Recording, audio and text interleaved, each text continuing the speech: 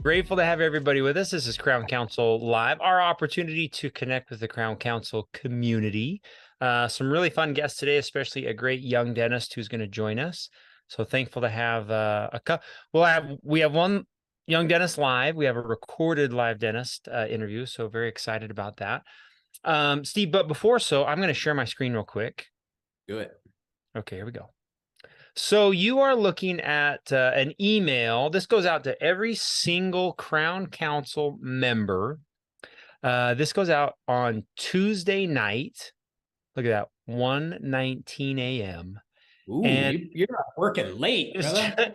just like Crown Council Live, this email contains everything that we feel is important for that week for Crown Council doctors and team members to know. So upcoming webinars and the registration, the new skill of the week, every week that Steve and I produce, a great community highlight, something that we feel would be helpful for you to connect with. We always highlight one of our resource partners, and then always a reminder to join us here on Crown Council Live. So this changes every week. Sometimes we have live events coming up, important information that every Crown Council member should know. So if you have registered on crowncouncil.com, your email's in the system, and that's how you get this little weekly email. So it comes from support@crowncouncil.com. If you're not seeing it, go look for it. It is, we spend a lot of time preparing this, and hopefully is a great way for you to engage with all the tools that are available to you. Very Quick good. and simple. Yeah. Quick and Quick and simple. simple. Yeah, it's easy to find. And Greg wanted me to highlight for sure that part of that email that will go out this week is your opportunity to get your fee analysis report. This is like if you were in the Crown Council office, you would recognize this is like Steve, will you explain what that is before I go into how you get it?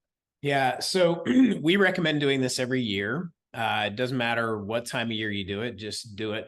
But at least gives you some feedback based on data that's available on where your fees stack up compared to other practices in your area. So we get, especially over the last year with inflation, I get calls every day from practices asking, how much do we need to adjust our fees to take in, consider inflation and rising costs and supply costs, the whole deal. So this will give you an idea of where you are. You do it procedure code by procedure code. There's a whole process. There's a video on crowncouncil.com that we'll send a link to with your report that'll walk you through how Pam Peterson and I from Total Patient Service will walk you through how to understand your report, how to look at it. And there's also the webinar that we did earlier this year on insurance coding changes that's accessible there. So great resources. If you haven't done a fee analysis in the last year, we highly recommend it. And if you have any questions, you can ask a coach right there where it says questions, ask a coach. And one of the top's coaching team will be happy to help. And we're finding, just as a point of reference, a lot of people request these and then immediately ask us, what am I looking at? Yeah, it's a lot of data. It really is a lot of data. And so I'll mention this in our Should You Be Insurance Free course. I'll put a little plug in for that. Next one's coming up next month. This is one of the assets that we work with. We go through to see where your current fees are and how competitive they are. So it's just part of the whole deal. But there is a lot of data. It's going to come in an Excel file. And the video will help you walk through how to read it and what to do with the information. Okay. So let me navigate one more time. Premium Member Hub. This is for all paying Crown Council members. And it's right here. Request a fee report. And then we can't reiterate enough. Watch this little video. It'll help you interpret it and understand what you get when it comes. So you got it. Okay, cool. All right, we got our first guest. Oh, go ahead, Steve. Can I just put one little plug in real quick? All eyes this last week on Hawaii. Yeah. And having been to Lahaina, wow, what just a tragedy. And we sent out an email to the whole Crown Council, actually a couple. Chris Taconis, that's on the TOPS coaching team, is a native of Hawaii, grew up there, so has a lot of roots there and a lot of family and friends. And so with very, very close ties to boots on the ground and what's really happening. So any of you that want to contribute to the front line and the recovery effort there, all that information came out over the email network to donate, and that money will go direct to the source. So you can search your email just for Maui, and you'll pull up that email, and there's a great link there that'll go directly there. So thanks, lots of calls and lots of questions about how help can be sent in a good way, and so that is one way straight from the source. So very good. Wishing all of them a recovery. A lot of things there that'll never be replaced. We got some family roots in Hawaii. That's another that goes back over 100 years, but that's another story for another day. Man, tough to watch. Yeah, and thanks for all your efforts to do good. That's one of the things I love about the Crown Council community is the commitment to always be doing good. So thank you for that. Thank you. Very good. All right, Steve, you have had some really close connections recently with our first guest, the Art of Dental Marketing. We're going to welcome Sean in. And we met Sean. Well, I met Sean for the first time at the DDMC just a couple months ago.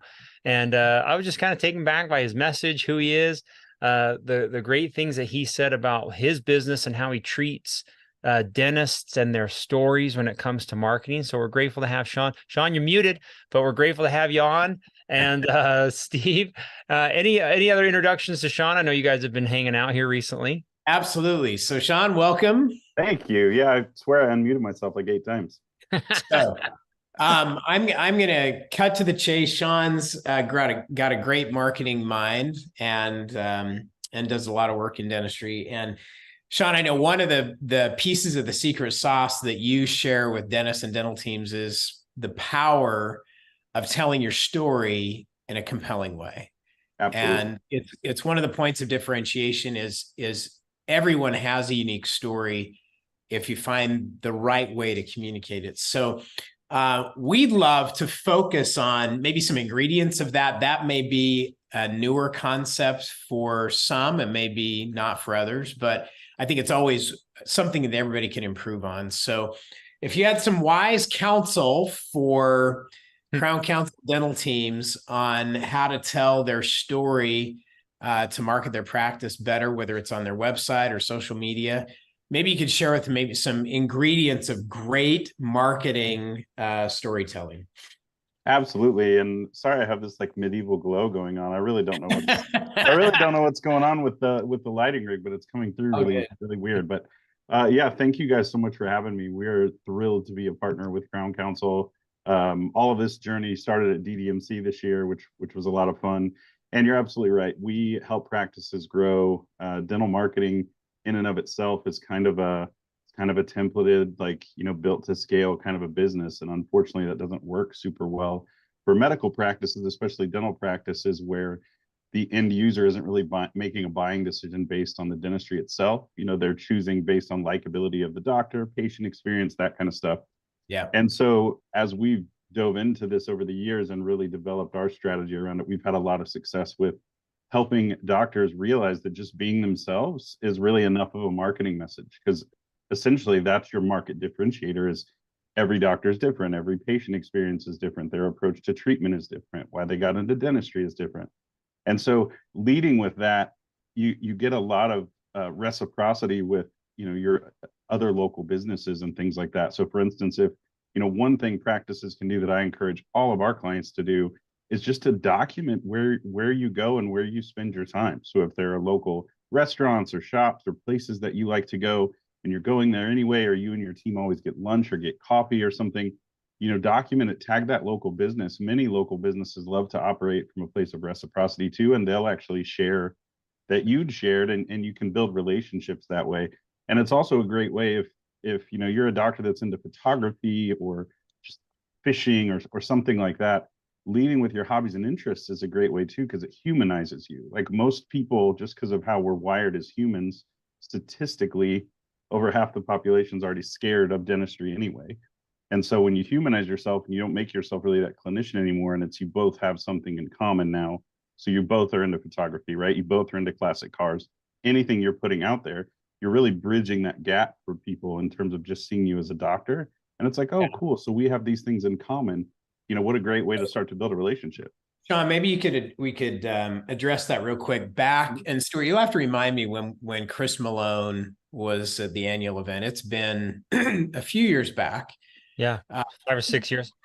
And Chris Malone and Sean, you and I have talked about this. Chris is the author of The Human Brand. Mhm. I highly recommend that book. It's a great, great book. And he talks about this specific combination in marketing is the balance between warmth and credibility. And so maybe you could help us in the marketing mix. Where's the balance? Because if you get the balance if you go too much on the warmth side and the human side and, you know, fishing and golfing, it's like, does this guy do dentistry? Right. You can err on the side of being too much on the human warmth side, and you can make the error on being too much clinical. So where in your mind where's the balance? Is it 50-50? Is it 60-40? Is it 80-20? I mean, I would say probably more like a 60-40, 70-30. I mean, most people, they don't know clinically if their dentist is clinically more skilled or better than the doctor down the street. The problem is most doctors are already so clinical. By the time we pull it back personal a little bit, we really can find that magic mix soon. And a lot of practices, I mean, once you put it out there, the hobbies and interests kind of thing, it really helps bolster the referrals. Like it really helps to get in with those different groups. And then you just kind of have those existing relationships. And we've taken this steps beyond just putting a hobby out there. I mean, I have some of my doctors, like we've built little online stores where people can buy their photography and things. Some of our doctors are like nature photographers and stuff like that. But it's such a good icebreaker for people. And it's such a, you know, if somebody's looking at 5 offices and they're trying to decide, okay, these are all close to my house. Now, how do I pick who to go to? And it's like, oh, well, such and such said that this guy was pretty good, but you know, this doctor over here, I feel more of a connection with them. I think I'd like to go to this practice. I mean, it really does work. Dental marketing is so overcomplicated, and there's so many people selling like these silver bullets, right? There's so much stuff in the marketplace. And at the end of the day, it's really just relationships. All right. So Sean, give us the ingredients. If I'm trying to find a storyline for my practice, give us the ingredients of what makes for a great story in marketing.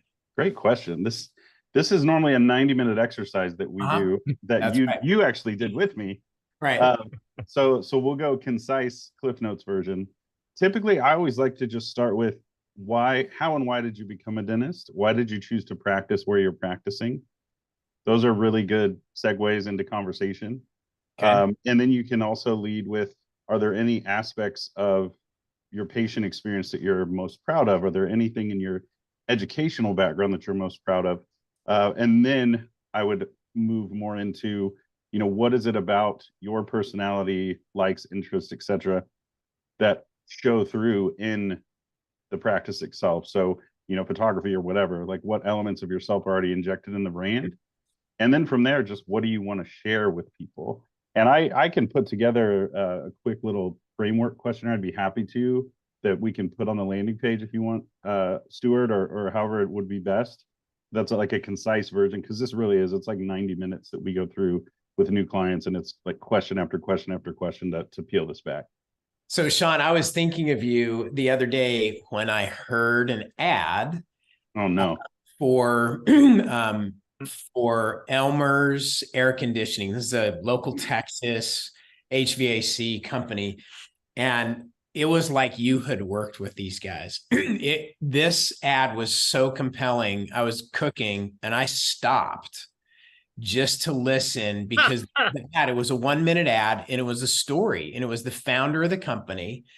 And he told the story of being in high school in wood shop or whatever, not wood shop, but shop.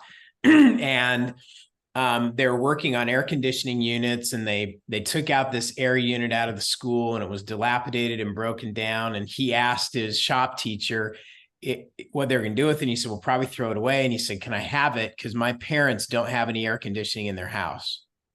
And he fixed that unit in high school and installed it in his parents' house, and it lasted for 17 years. That was his story. And he goes, "So when we come out to your house," he goes, "we're going to do everything we can to make it work for you." Love it. And I mean, it was so, it's so heartfelt, because it was about him and his family and his parents. And then he just translated that right into their compelling benefit, that we're not going to come in and just say, you got to tear everything out and start over from scratch and buy everything new. If there's a way to fix it and make it last longer, we're going to help you make it last longer, just like I did with my parents. Yeah. And that's the beauty. That's the beauty of it. It was so good. Yeah. The number of ads that you got served yesterday that you probably don't even realize, but that one sticks out. And, you know, with even the podcast, like having you on the Origins podcast is a lot of fun, where we hear origin stories from people of how they got to where they are. That's usually a great foundation to start to build the narrative around why you do what you do. Because most dentists that I've talked to, you know, Steve, your episode, even we talked about things on your path that kind of all these little things lined up so that this big end result could come. But most of the doctors I talked to, they all had their rosebud moment of, you know, Citizen Kane reference, but they've all had that moment where they were like, I want to be a dentist. And so some of it's been personal issues, some of it's been a family or you know, a friend that had a dental issue. But there's every doctor has such a unique story once you get past the clinical aspects of it. And once you really drill into it, I mean, we have such a good time telling these stories and connecting people with their community. Just like with you, you may not call today, but the next time you have an issue, those guys are probably going to be top of mind. I would love to have, you know, a dentist somewhere do their marketing story and say, well, I really wanted to be a physician, but I didn't make it into medical school. No, so I mentioned that, Sean, because one of the funniest things I have ever seen was Dr. Dennis Wells, who's been part of the Crown Council community for a long, long time. And Dennis practices in Nashville and has built one of the most amazing practices on the planet. And he is the dentist to country music. Nice. And his team, this is back several years ago, they were building a new marketing video, and they called in a lot of their celebrity patients to do testimonials and the whole deal. And when he was otherwise engaged, they did a spoof. They had all these celebrity patients do spoof testimonials. That's awesome. They put them all together. It was so good. I mean, they even got Dolly Parton to say, well, you know, Dr. Wells he's an okay dentist. I mean, if you have to go to the dentist, he's all right. And he tried to be a country music musician, but it just didn't work out. So he, you know, his second choice was dentistry. I mean, it was so funny. And, you know, coming from Dolly, everything is just so from the heart. But it was absolutely hilarious. It was probably could have been more powerful than the real video that they actually. Oh, totally. You'll have to see. We'll have to see if we can drum that up on YouTube. I would love to see that. It was so funny. But stories are powerful, and you know, we always talk about, you know, everybody wants to talk about the dentistry and the quality dentistry and the whole thing, which is important. That's what you provide. That's what you deliver. But in marketing, it's all about differentiation. Yep. It's the memorable piece that sets you apart. And the thing that I love about this whole concept is everybody's story is different. I love to meet people. My team makes fun of me because I like stir up conversations with like complete strangers and find everybody has a story. Everybody has a story, and everybody's story is different. And that's what makes you unique. And that's the whole thing about marketing. Marketing is all about differentiation and uniqueness, and make it so that it's, you know, it's something different that people can really latch onto and remember. Absolutely. So if there's a big takeaway, Sean, from your example, it's, man, that reminder of gotta find your story, tell it in a compelling way, come from the heart, that great balance between warmth and credibility. Relationships. All right, so and ready, dentistry. Sean, you ready for some random questions? Yes. Sure. I didn't know we were doing this. Let's go. Being a good marketing guy, you got to be on your toes. Oh boy. Okay, here we go. Random questions.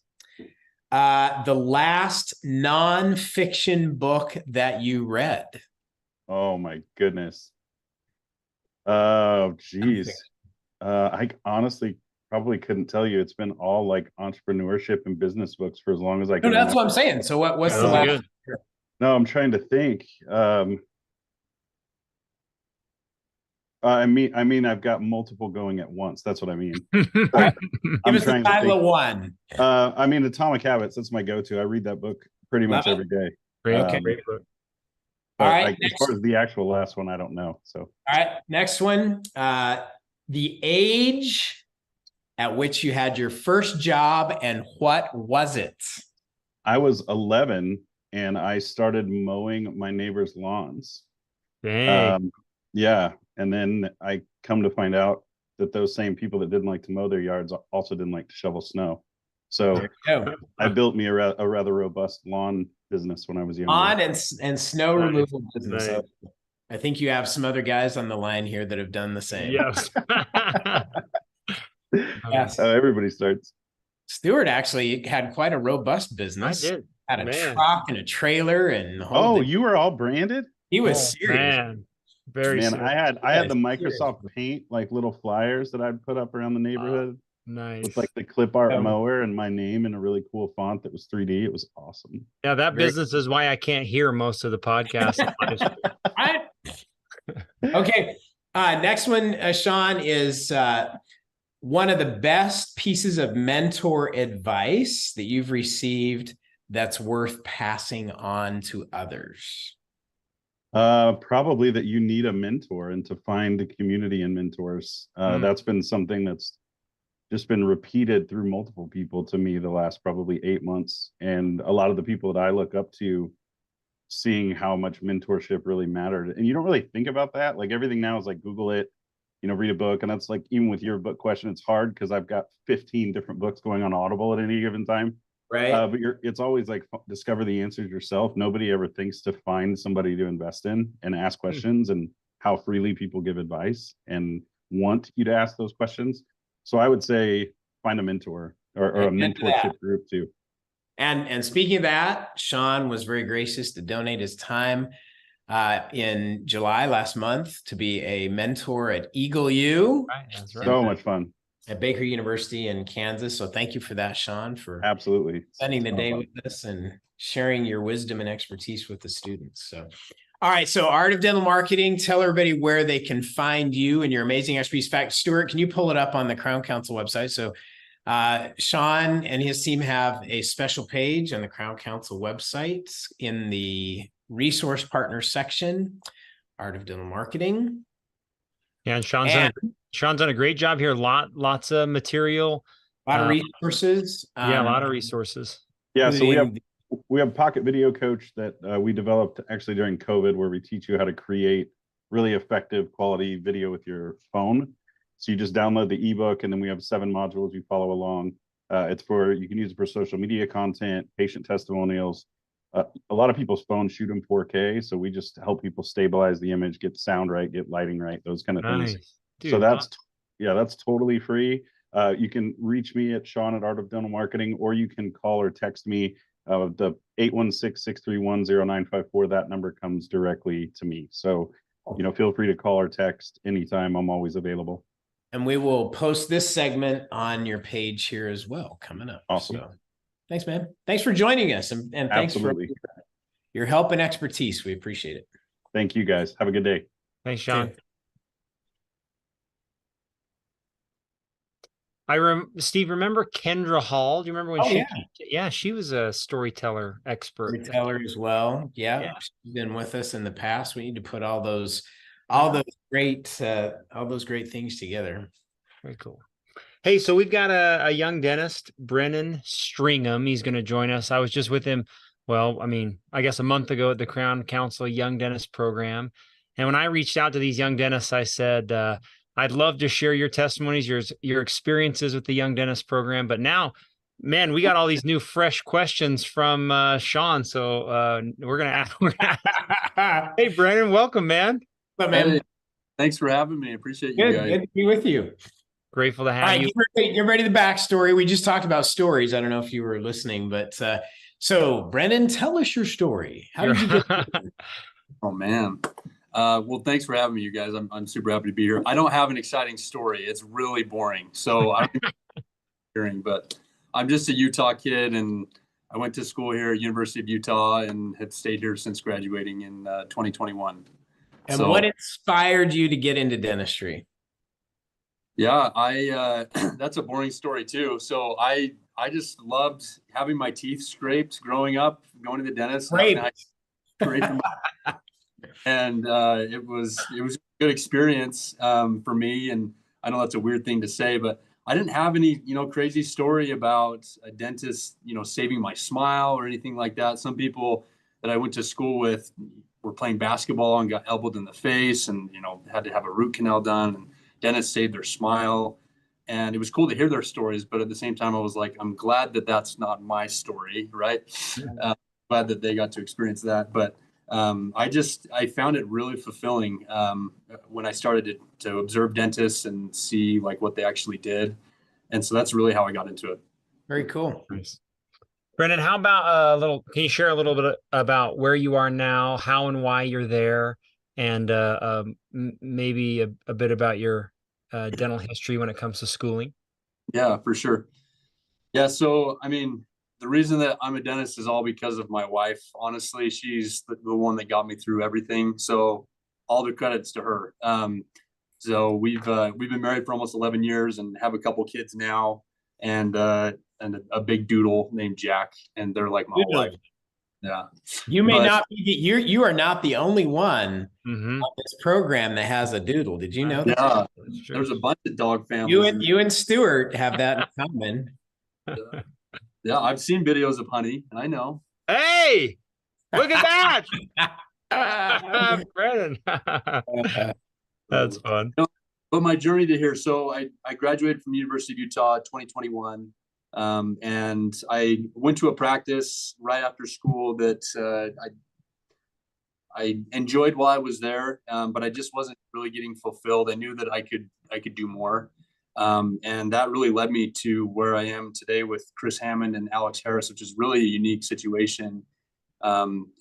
Chris is just a blue blood dentist, and it's just been amazing to be able to work with him. But Alex started working with him back in 2020, right when COVID hit. Yep. And he also was working on his own startup as well. And Chris knew that. And so Alex started Vero Dental in 2021.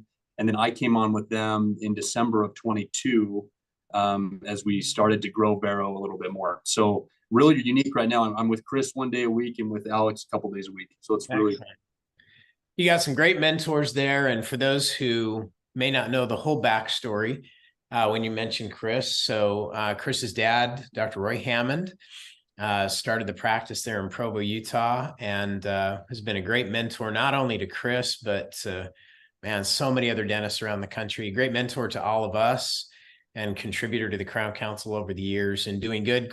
Roy Hammond was the original person that headed up all of our humanitarian work that we do in the Dominican Republic and Guatemala, and so many people have benefited. And Chris has taken all of that legacy and just built on it and taken all the wisdom and teachings of his father and just taken it that much further. So you are in a fortunate place, my friend, to have generations of wisdom at your fingertips to learn in that kind of environment and benefit from that. So cool. Nice. Tell us about the Young Dentist program, what your experience was and what you learned from it. The Young Dentist program, no joke, was life-changing. And honestly, if any young dentist has any inclination about doing the program or learning about it, just do it. It was so cool. Being able to hear from David and Chase about cases that they've done, but also just walking through how they do what they do. there's so much value in that. And literally, I think David might be like a living textbook. I mean, you ask him a question. He is, right? Right off the bat, it's pretty remarkable. But he and Chase are really knowledgeable, really approachable. I learned so much from them, but also from the other people who were taking it too. The questions that were asked during the lectures, and being able to watch Chase work like live was really, really neat. He's so talented at what he does, but really, I mean, it was all about the patient this year, and like seeing her change was unreal. Like the before and afters is unbelievable. So, and that's what it's all about. Being able to do life-changing dentistry like that is life-changing for them, the patient, but also for us, you know, on the other side of the chair. So totally 100% recommend it. I loved it. Love it. Brandon, when you move forward now as a doc, one thing that we just learned about from Sean, from a dental marketing expert, was talk about you for 1 minute. What will set you apart in your community with your patients? What part of your life or your personality will be part of your story when people come to you and want to be your patient? What sets you apart? Yeah. I'm boring, man. I don't know what to say there. I have nothing unique.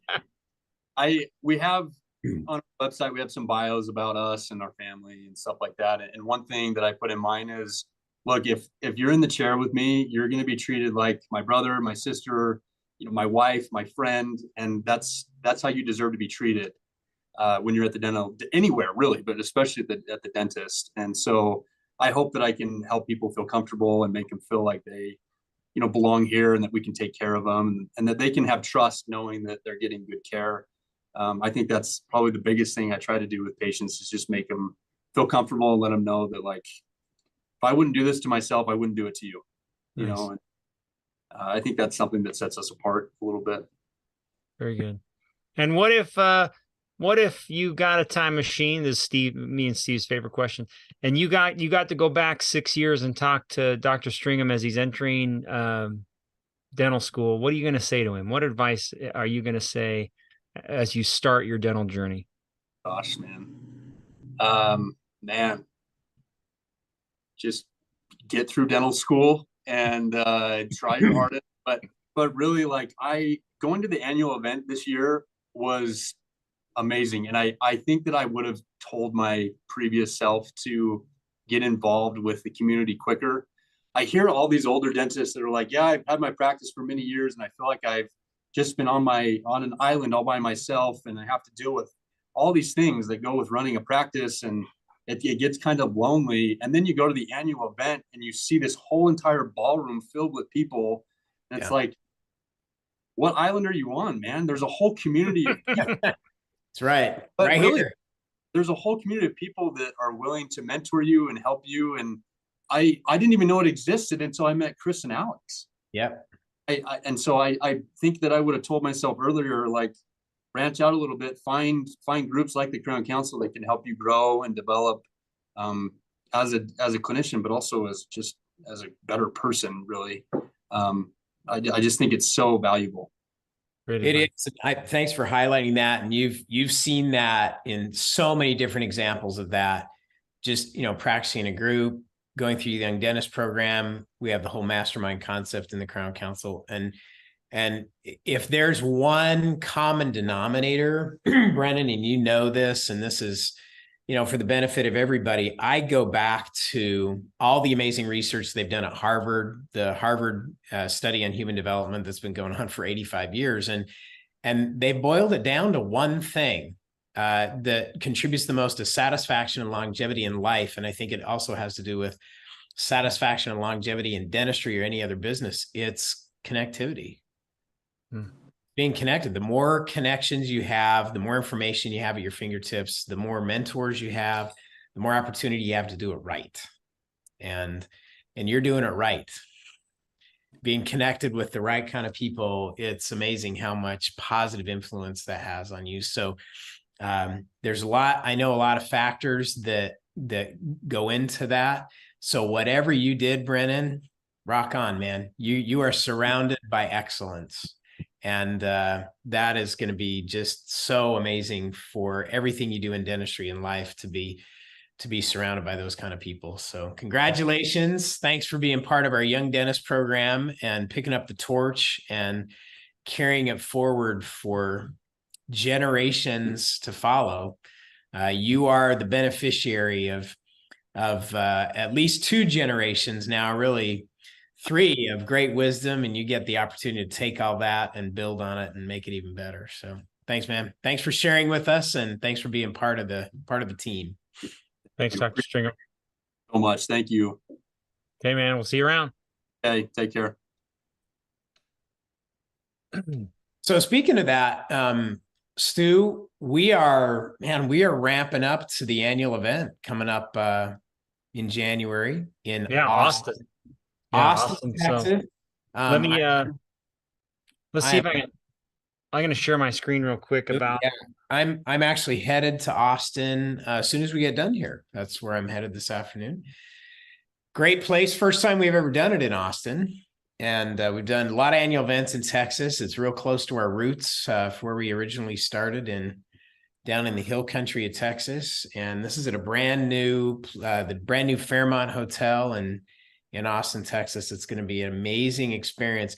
Just walking into the lobby alone. Look at that lobby. It's so but a lot of just a sweet place. This is going to be an amazing experience.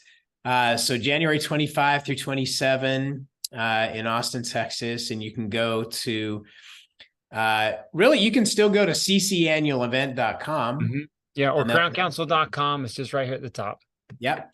And we have so much good, just amazing experiences built into this event coming up in January. It's going to be a peak experience, a lot of things you'll be able to use to improve your practice, improve your life, and improve your entire team. And so make sure, and do we even have rooms left? Do we have rooms left? I was just going to say that there.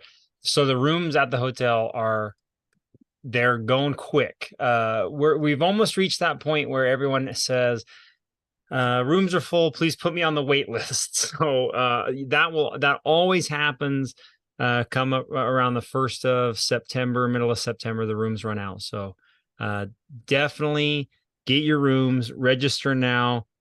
Steve's Peeves, don't wait until the last minute to prepare to go to the annual event, because that is not good. Very good. All right. Yes, everybody missed the pre-show on that one. They can go to your social account to see that. It'll be posted on my Instagram here later today. Stuart fumbling to find resources minutes before we go live. So where is it? Very good. Hey, well, we do have one more interview. This is with Hannah. She's also part of the Young Dentist program. She couldn't join us live today, but we spent a few minutes together talking about her experience as a young dentist in the Young Dentist program, what she learned, and kind of how her journey got to where it is. So I'll play this, and then we'll wrap the show. All right, welcome to Crown Council Live. Stuart Anderson. Although we're not live, it's recorded, Hannah, but that's okay. Just as good. Hey, so we're interviewing Hannah today. She is part of our Young Dentist program. We just finished in July. For those of you that don't know, our Young Dentist program happens every year and has for the last 20 years. It's where we gather together any young dentist 1 to 5 years out of school, and we do 3 live weekends together where David Hornbrook, Chase Larson, and Utah Valley Dental Lab teach cosmetic dentistry training, smile design, case acceptance. And the coolest part is we always pick a patient who is in need of a smile design, and we work with that patient, pay for the smile design. And it's just a wonderful 3 weekends together. Hannah, what do you say? Yeah, that's good. I agree. I learned a lot. There's a lot crunched into all 3 weekends, but it was good. I kept saying that to myself. I'm like, there's no way anyone is learning anything here. This is so much information. Hey, will you tell a little bit about where you practice, where you went to dental school, and just a little bit about yourself? Sure, absolutely. So I am currently in Tampa, Florida. But I kind of grew up all over the place. I spent a lot of time growing up in Minnesota, and then went to undergrad in Missouri, and then somehow ended up in dental school in Boston. So I did a master's program out there before I started school. So I stayed out there for school. Went to Boston University, and then kind of came back down to Missouri, and I did a 1-year AGD program in Kansas City. Nice. And then I finished that and moved to Florida and got married and started a job within the matter of several weeks. So July was very busy, July of last year. But now I've been in Florida with my husband for about a year, and been working officially a little bit over a year now. So it's been good. Nice. And maybe can you pinpoint or talk about where your dentistry journey started? Like, did you have a mentor, or did you, like, when you were in first grade, were you like, I want to be a dentist? Like, how did that start? I don't think so. Not that I can recall. I did move quite a bit growing up. California to upstate New York. We were in Durham, Raleigh area for a couple years, and then moved to Rochester, Minnesota. My dad is a physician, primarily allergy. So he was doing fellowship and residencies and PhDs and I don't know what else. And so we moved quite a bit. But I think for me, he kind of started out as my main mentor. I knew I wanted to do something somewhat medical related, but I really didn't know what. And then in high school, a lot of my friends' parents, being in Rochester, Minnesota, where Mayo Clinic is, a lot of people are doctors or nurses, or that's just kind of what we are around. But I had an orthodontist, Brent Larson, who both I and all three of my siblings did several years of orthodontic treatment with in middle school. And so then when I was in my senior year of high school, we were able to shadow or intern with essentially anyone we wanted to. And so I asked him if he would be willing to let me come in a day or two a week, and he said sure. But I think what was cool about that was he was obviously a great orthodontist, but he was also a teacher. So I think, I don't know if he still is or was, the director of the orthodontic department at University of Minnesota. And so I think what also helped is that he was willing to kind of help teach me things and show me things and spend the time doing that, which is not easy. And you have to spend time if you're any kind of mentor, it takes time and effort and patience. And so, yeah, so that kind of got me started. He was really great, and I learned a ton from him, and his patients loved him. So then that kind of got me started into thinking, I want to do orthodontics, which then changed a little bit. I did an internship for summer when I was in college at a Salvation Army dental clinic. So I was there pretty much every single day. So I went from kind of one spectrum to another one where the patients had really no money and no kind of dental literacy at all. But we're so grateful for anything, any kind of treatment. So that was really cool to see too. Nice. So I think kind of a combination of both those things when I was in high school and college really shaped me, and kind of knew it was dentistry going into college, and that's where it stayed. Very cool. That's awesome. I know that you're on this, you're kind of on the other side of dental school and getting started, like you mentioned, that whirlwind. Yeah. If you were looking back and you had a group of 10 or 15 young dental students who are just starting, what sort of thing would you tell them that you learned now, looking back the last 5 or 6 years? Not maybe what you would do different, but what advice would you give to young dentists now that you're kind of on this other side? Yeah, finally. I would say, I guess for me, it would be not to give up ever. I didn't get into dental school the first 2 times that I tried to get in. And I felt like I tried really hard in college. So it wasn't like, oh, I knew I slacked off and then it was my fault. But I felt like I tried really hard. And so it was just super frustrating. I don't feel like I'm a good standardized test taker. And so that would be really difficult. Because you kind of had to prove yourself in a single, like, several hour exam. Right.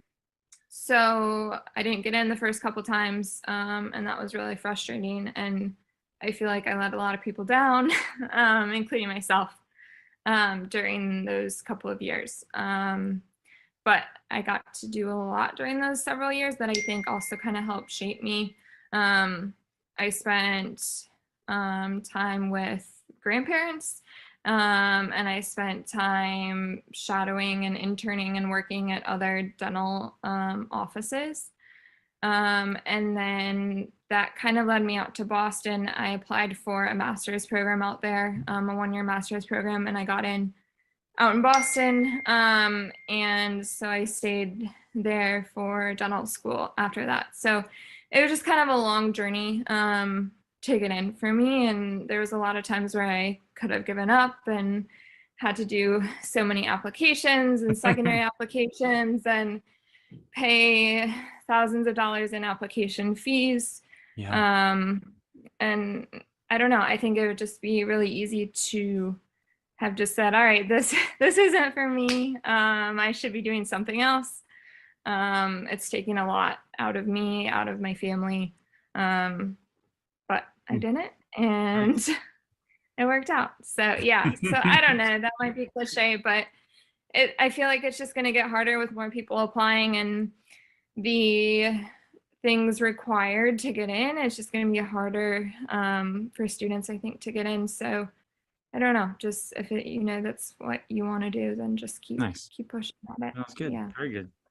Having now been on the other side of the Young Dentist program, can you share, like, what was it like? Like, let's say somebody asks you that and they're like, should I do it? What was it like? Can you just, I know what I think it's like, but I don't really know what you think it's like. Can you talk about that? Sure, absolutely.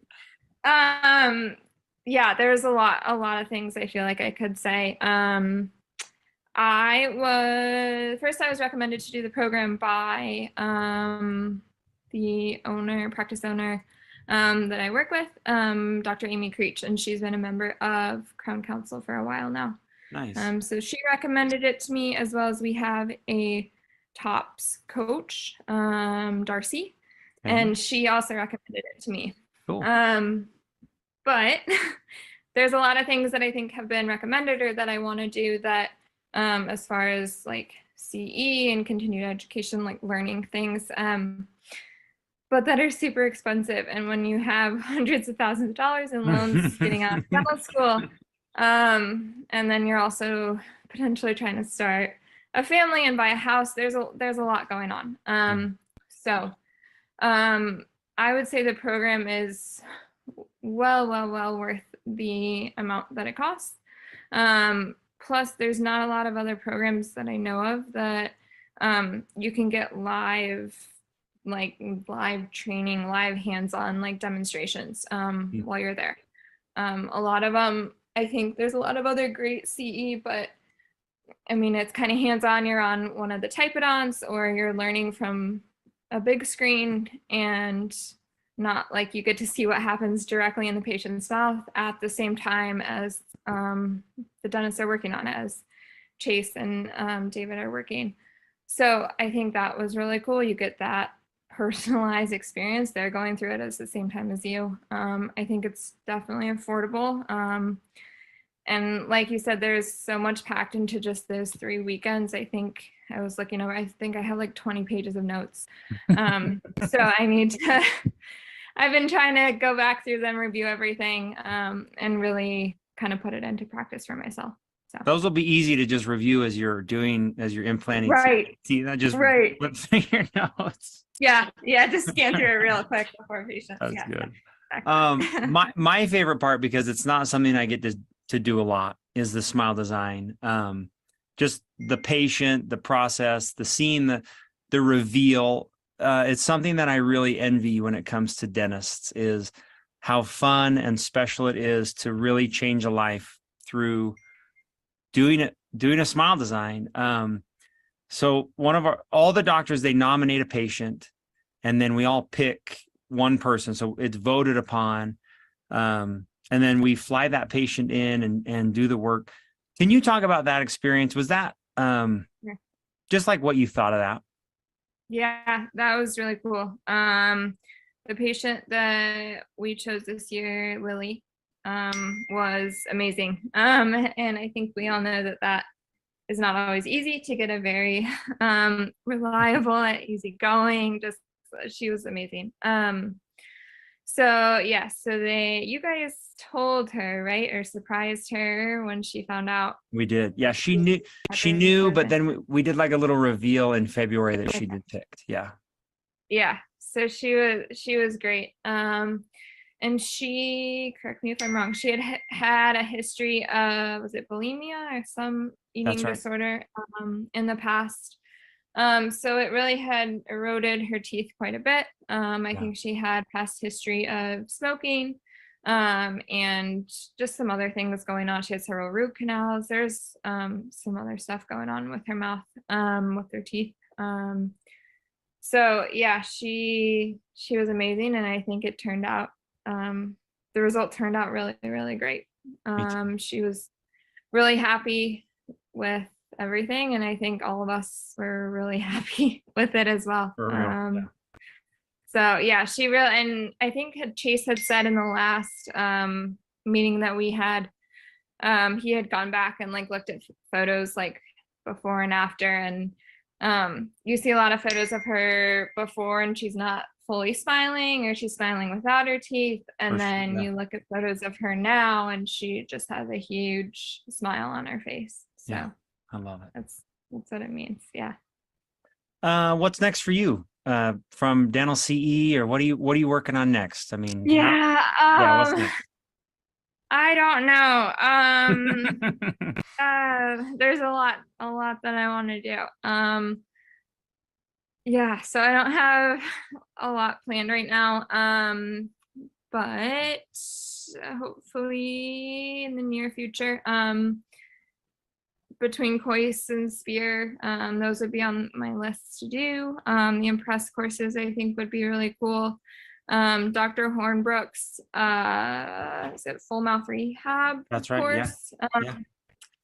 Is on my list. There's a lot on my list to do. So cool. I love going to these conferences and continuing education learning things, because I learn a lot, and I think that dentistry is changing so much, whether it's technology and the AI stuff and the 3D printing and dental material. There's just so much that's changing, and I think that was another cool thing both with Chase and David, is that they know so much, and David can just rattle off things left and right about biomaterials and different products, and I never felt like he was being pushy with any kind of product. And I think I've gone to quite a few other lectures or CEs that at the end of the day, they're pushing their product, whatever it is, they try and get it in there. And I never felt like that with this course either. Nice. He could tell you a million different products and why so many products. And you can't keep up, you can't help. So yeah. So I think that was really, really cool too, is they really know what they're talking about, and they both really, really care about their patients. You see that, and also that they can be critical of themselves. And I said this, I think previously, but it's really cool to see that they both can critique themselves, and that they're open about things that they wish they could have or should have done differently on past cases that they've worked on. And again, like I said, it's easy for me to spend hours on social media going through different dentists, pictures and images and cases and how amazing they look, and then be really critical of myself. But they're so open and honest with everything. And they were just there to answer all of our questions that we would throw at them left and right without any kind of context. So they were really great. Oh, yeah, I agree. It was an incredible learning experience. And when I'm watching the process of doing a smile design, there are so many steps and systems, and it really is inspiring that the craft itself is being perfected by so many young doctors and people who want to do it the very best. And I'm grateful for Hannah, all the young dentists who have participated in the program. They are the best of the best from the aspect of they want the best patient care, which is really fun to see. You guys put so much into learning and wanting the best for your patients. So thank you. Yeah, of course. You're welcome. Hey, and I know that Hannah really enjoyed the Young Dentist program because she nominated or referred more people than I've ever had one person refer. You did like 10 people. It was awesome. Yeah.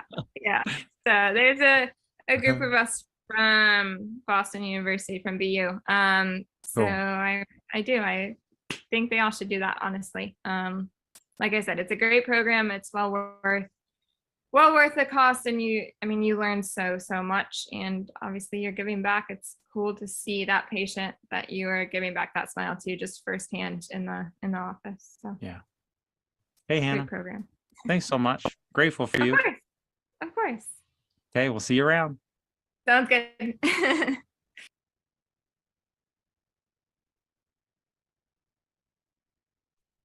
Very good. Very good. Great group of young dentists, and there's all her referrals. That's amazing. That speaks for itself right there in the power of that program. Next young dentist class launches in January, and enrollment's open, and new members of the class of, what are we calling this, 2024? 2024, yeah, it's almost halfway full already. So don't wait. We have room for about 50, which we'd love to have. Whether you're a Crown Council member who has already signed up as an assistant or some sort of associate in the practice, or you know someone who could join the group, both fit that program. So absolutely great experience. Thanks, Stu, for a great program today. Thanks, Steve. Wrap. Join us next Thursday. Thanks, everybody, for joining us. Have an awesome week. Thanks, everybody.